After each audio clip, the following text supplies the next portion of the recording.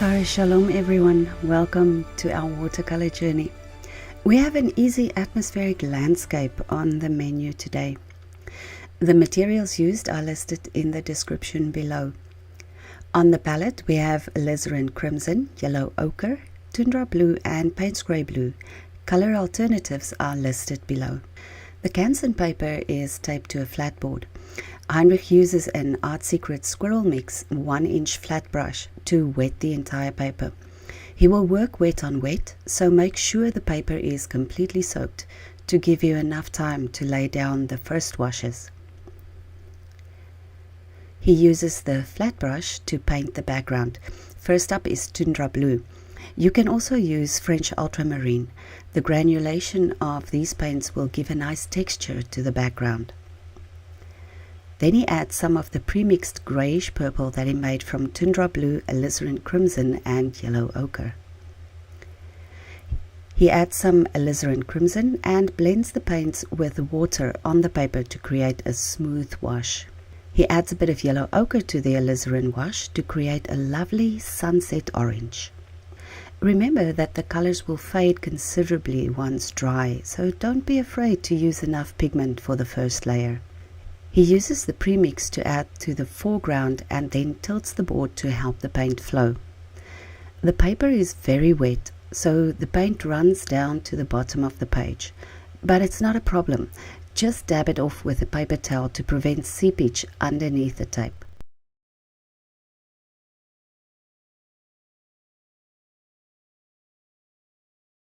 He uses a paper towel also to regain some of the light that was lost during the tilting process.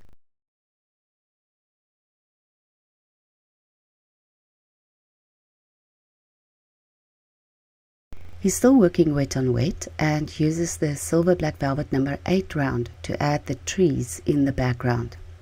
He starts with the Tundra blue again and then uses the other colors on the palette to add to the trees. Adding the different colors without cleaning the brush helps to create variation in the tree line. He starts by adding dots of paint and then gently flicks the brush from the horizon line upwards to create the illusion of fir trees in the background. The added pigment spreads nicely to create soft feathery edges that form fuzzy trees for this tree line. Notice that the touch of red on the left brings in a bit of warmth, so it brings the cluster of trees slightly forward. This brush holds a lot of paint and it has a beautiful sharp point. This helps to create the tree shapes. Because he adds the paint wet into wet, you will need the pigment to be a bit thicker to prevent it from causing blooms or cauliflowers.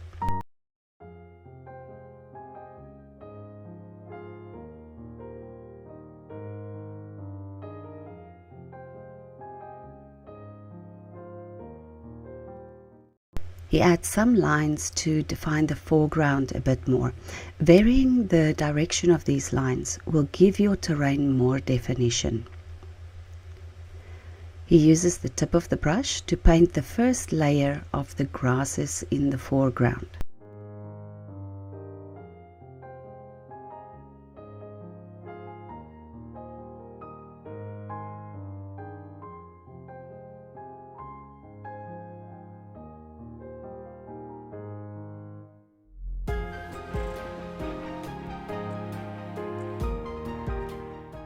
The splatters are done on the wet paper, so they disperse nicely and make the terrain look a bit more interesting. It's a good idea to use the techniques like these, as you don't want to have a monotonous, flat-looking background.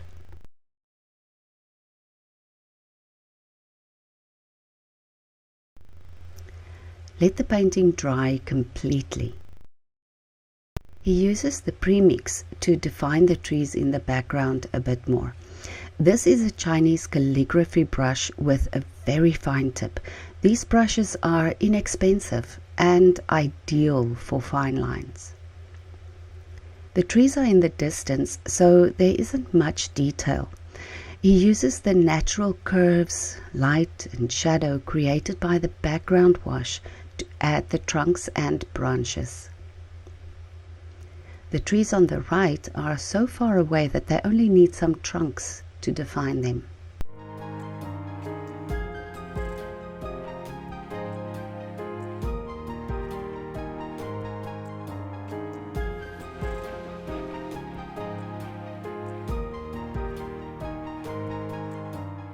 Red to the left, again to bring these trees a bit more forward and to ground them. He varies between the tip of the brush and the belly to add some texture to the terrain.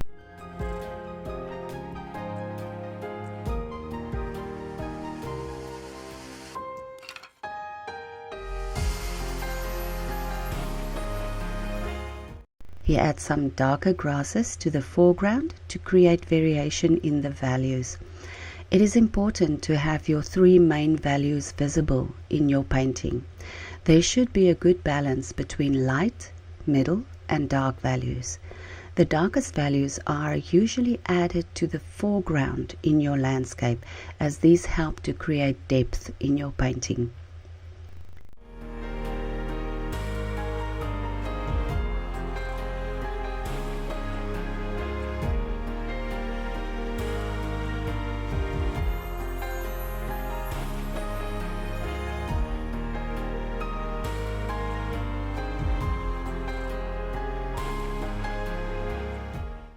He splatters again for more texture, and this time the paper is dry, so the dots stay where they are. You can shield the sky area with your hand or a paper towel to prevent some splatters in your sky. Heinrich was a bit enthusiastic here, and a few dots landed in the sky area. But not to worry though, it's a landscape, so this is easily fixed. You'll see in a few moments.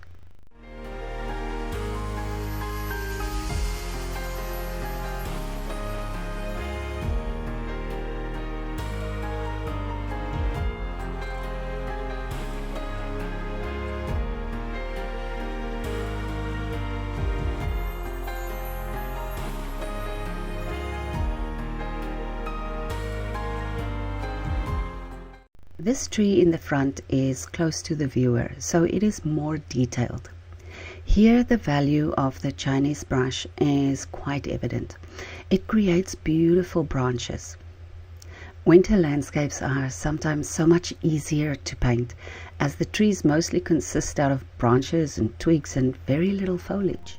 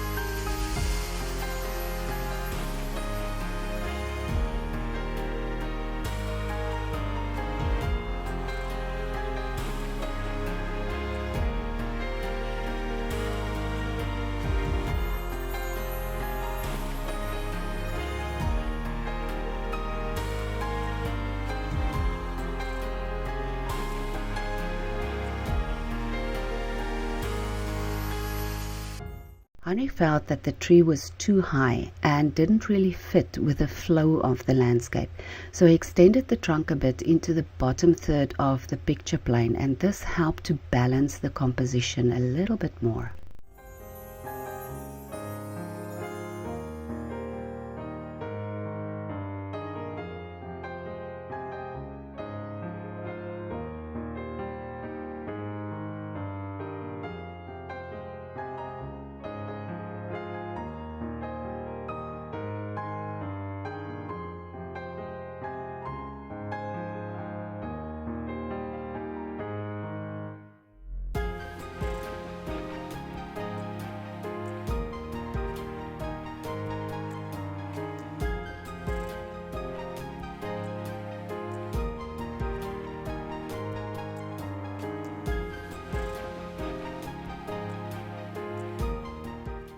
Now what about those pesky splatters in the sky? Well, birds are a nice addition and they bring a bit of life to the painting. With atmospheric landscapes, you can easily fix your mistakes.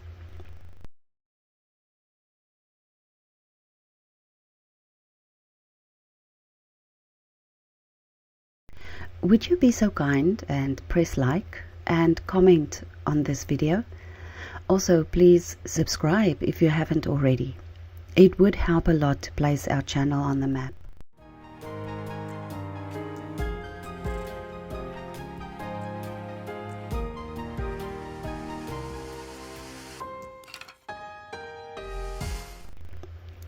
You are also welcome to share your version of the painting with us on Instagram. Thank you for watching.